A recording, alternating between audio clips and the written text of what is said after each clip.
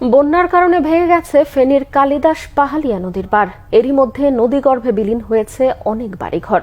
নতুন করে ভাঙনের ঝুঁকিতে নবাবপুরের আরও প্রায় 100 খানিক ঘরবাড়ি। ঝুঁকিতে রয়েছে ফেনী সোনাগাজী যোগাযোগের সেতুটিও। নদী ভাঙন রোধে দ্রুত ব্যবস্থা নেওয়ার দাবি জানিয়েছে এলাকাবাসী। জহুরুল হক জনের তোলা ছবিতে রিপোর্ট করছেন ইমরুল কায়েস। ফেনীর সোনাগাজীর কালিদাস পাহালিয়া নদীতে এভাবেই মাছ ধরছেন নদী তীরের মানুষেরা। বন্যায় মূল পেশা ক্ষতিগ্রস্ত হয়েছে অনেকের, তাই সাময়িকভাবে কেউ কেউ মৎস্য শিকার করলেও অনেকেরই জীবন জীবিকার উৎস এই নদী। বন্যার কারণে অনেক প্রচুর মাছ নামছে খালে দিয়ে, এখন আমি মাছ মারতেছি, এই তো আর কি। তবে নদী পারে মানুষের জীবন জীবিকার উৎস হলেও এখন এই নদী ভয়ঙ্কর চেহারা নিয়ে ছোবল হেনেছে।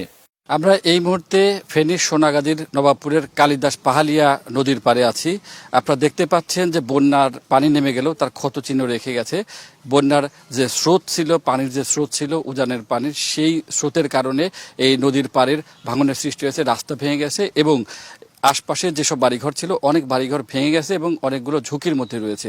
সে কারণে এলাকাবাসী দাবি করছেন যে দ্রুত ব্যবস্থা নেওয়া না হলে বাকি যে বাড়িঘরগুলো ঝুঁকির মধ্যে রয়েছে সেগুলো ভেঙে যাবে। নদীর তীব্র স্রোতে নদী পাড়ে যে ভাঙন শুরু হয়েছে তা এখনও অব্যাহত আছে।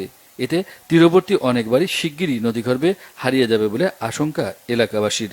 পিছনে যে বাড়িঘর আছে, বাড়িঘরগুলো ঝুঁকির মুখে পড়েছে। বিশেষ করে এখান থেকে গুচ্ছগ্রাম শুরু হয়েছে, এখান থেকে প্রায় 77টা পরিবার।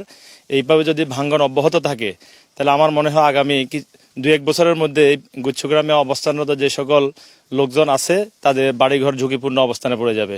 এখানে পিছনে যে বাড়িটা, এটা আমার বাড়ি। আমি দীর্ঘ প্রবাসে 5 বছর থেকে 7 লক্ষ টাকা দিয়ে এই ঘরটা করেছি।